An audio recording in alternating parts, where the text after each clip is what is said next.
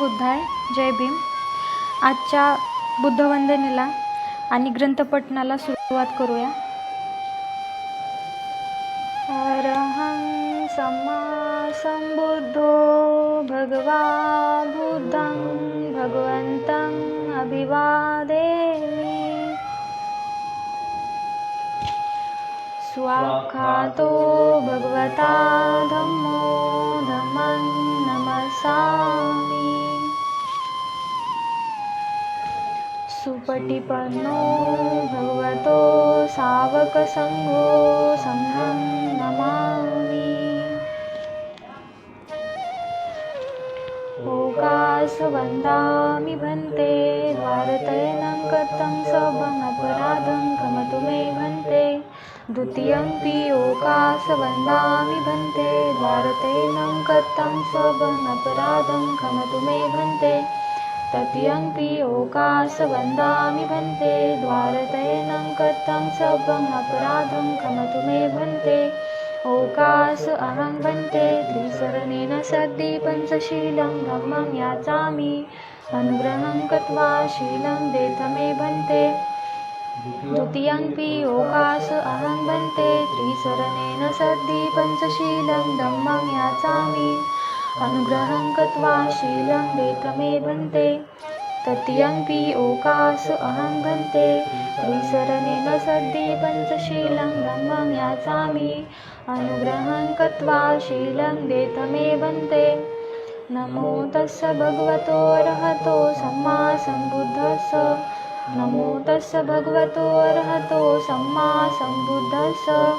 नमो तस्य भगवतो अरहतो सम्मा सम्बुद्धस्स. बुद्धं शरणं गच्छामि. धम्मं शरणं गच्छामि. संघं शरणं गच्छामि.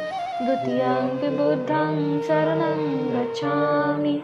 द्वितीयंपि धम्मं शरणं गच्छामि. द्वितीयंपि संघं शरणं गच्छामि. तृतीयंपि बुद्धं शरणं गच्छामि.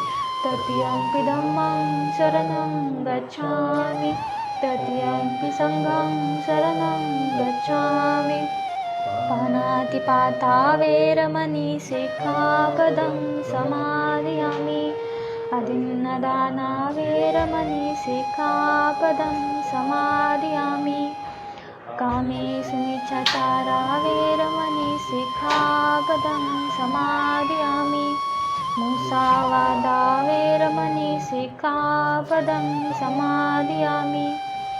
सुरामेरयमज्जपमादठाना वेरमणि सिक्खापदं समादयामि. साधु साधु साधु. वनगन्धं गुणुपेतं एतं कुसुमसन्तति. पूजयामि मुनिन्दस्य श्रीपादसरोरुहे. पूजयामि बुद्धं कुसुमेन नयनं. पुय्येन मेतेन लभामि मोक्षं. पुष्पमिलायति यथा हिन्दमे कायो तथा याति विनाशभावम्. गन्धसंभारयुतेन दीपेन सुगन्धिना. पूजयेत् पूजनीयन्तं पूजाभाजनमुत्तमम्. घनसारपदीप्तेन दीपेन तमदर्शना. तिलोपदीपं सम्बुद्धं पूजयामि तमोनुदं.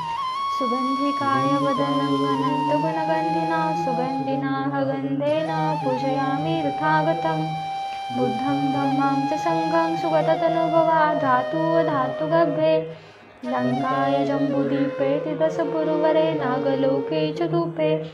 सव्यबुद्धस्य बिम्बे सकलदशदिशे. केशलोमादिधातु वन्दे.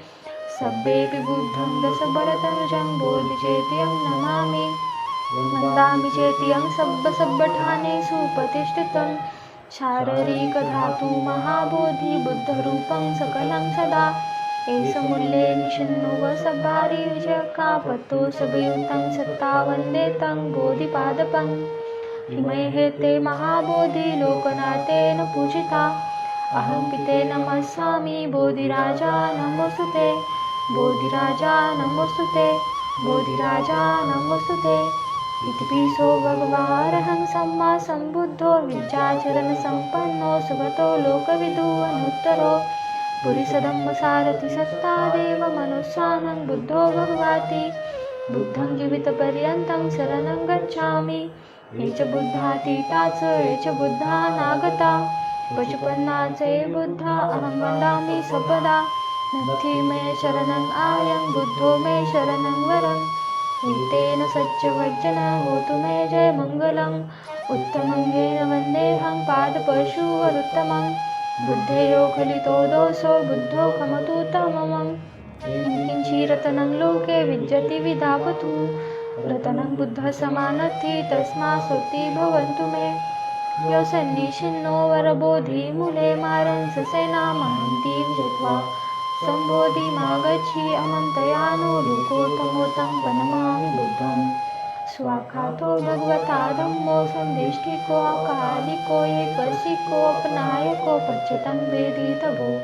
व्यूहिति धम्मं जीवितपर्यन्तं शरणं गच्छामि ये च धम्मातीता च ये च धम्मानागता पशुपन्ना च ये धम्मा वदामि सर्वदा नत्थि मे शरणं आयं धम्मो मे शरणं वरम् एतेन सच्चवचना होतु मे जय मङ्गलम् उत्तमङ्गेन वन्देऽहं धम्मं सन्धिविदोत्तमं धम्मेयो खलितो दोषो धम्मो खमतु तममं यत्किञ्चिरतनं लोके विद्यति विधावतु रतनं धम्मः समानत्ति तस्मात् सुति भवन्तु मे अष्टाङ्गिको वर्यपथो जनानां मुखो भवैसाधुको भगो धम्मं सन्ति करो परितो नियामिको तं प्रणमामि धम्मम् सुपटिपन्नो भगवतो सावकसङ्घो सुपटिपन्नो भगवतो सावकसङ्घो नैपटिपन्नो भगवतो सावकसङ्घो साम्यचिपटिपन्नो भगवतो सावकसङ्घो निदिदं चत्तारि पुरुषयोगाभि अट्टपुरुषपुगला एष भगवतो सावकसङ्घो आहुनयो पाहुनयो दखनयो अञ्जलिकरणयो अनुत्तरो पुय्यङ्खेतं लोकसारथि संघं जीवितपर्यन्तं शरणं गच्छामि ये च सङ्घातीता च ये च सङ्घा अनागता पशुपन्ना च ये सङ्घा वन्दामि सर्वदा नत्थि मे शरणं आयं सङ्घो मे शरणं वरम् एतेन सच्चवचना होतु मे जय मङ्गलम् उत्तमङ्गेन वन्देऽहं सङ्घं सन्धिविदोत्तमं सङ्घेयो खलितो दोषो सङ्घो खमतु तममम् यत्किञ्चिरतनं लोके विद्यति विधावतु रतनं सङ्घः समानत्ति तस्मात् सुति भवन्तु मे सङ्घो विशुद्धो वरदकनेयो सन्तीन्द्रियो सबमलपहन्यो पुनैनेकी समेधिपथो अनासो तं प्रणमामि सङ्घम् इमाय धम्मानुधम्मपटिपथ्या बुद्धं पूजयामि इमाय धम्मानुधम्मपटिपथ्या धम्मं पूजयामि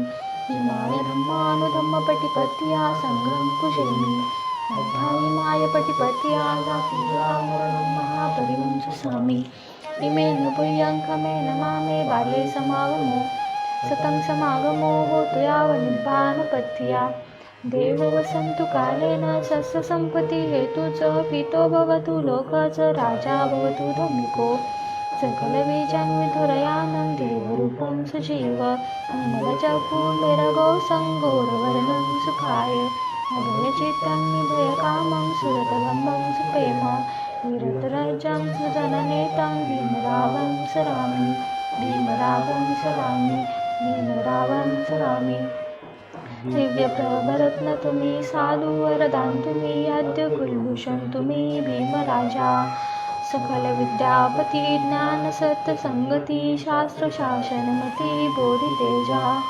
पंकजा नरवरा रत्न स्वजन उद्धरा भगवंता मुचाखरा भक्त काजा चौदार संघरी शास्त्र नगरिता करी काफला अरिवरी रुद्ररूपा मुक्तिपथ कोरता जीर्ण स्मृती साळिता उजळला मार्ग साजा राष्ट्रघटना कृती शोभते भारती महामानव बोलती स्वार्थसज्ञा शरण बुद्धासमी शरण धम्मासमी शरण संघासमी भीमराजा भीमराजा भीमराजा.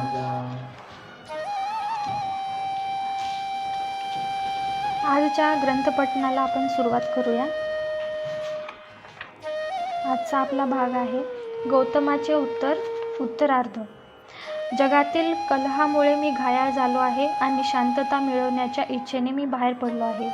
या दुःखांचा अंत करण्याऐवजी या पृथ्वीचेच राज्य काय, पण स्वर्गलोकाचेही राज्याची अपेक्षा मी करणार नाही.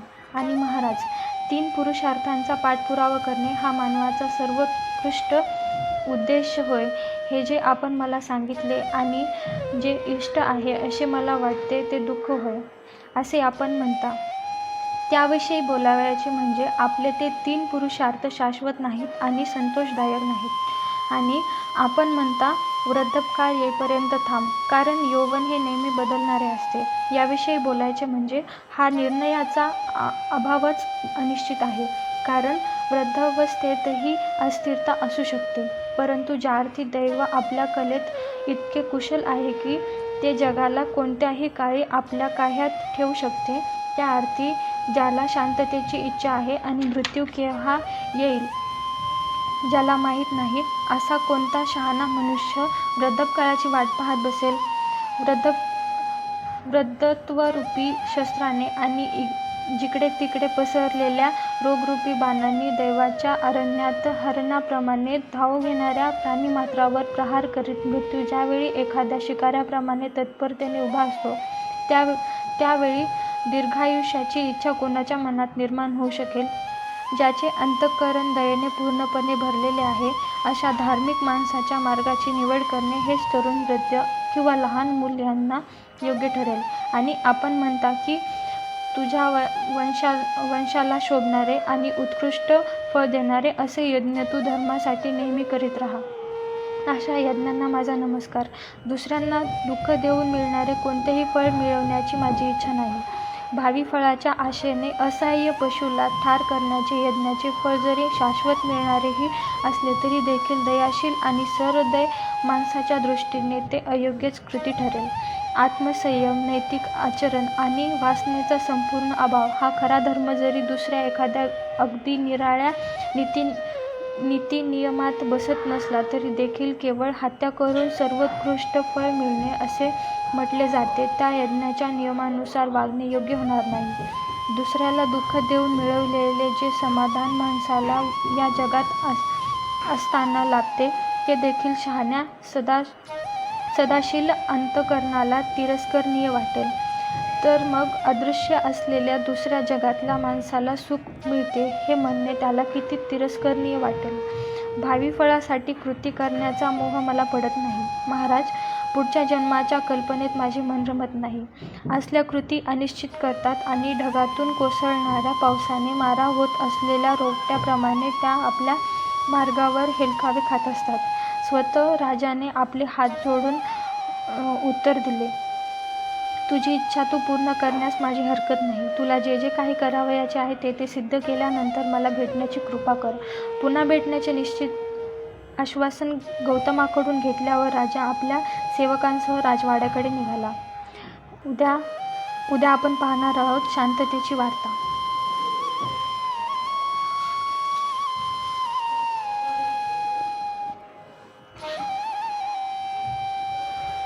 आजच्या बुद्धवंदनेला आणि ग्रंथपठणाला आपण इथे समाप्त करूया.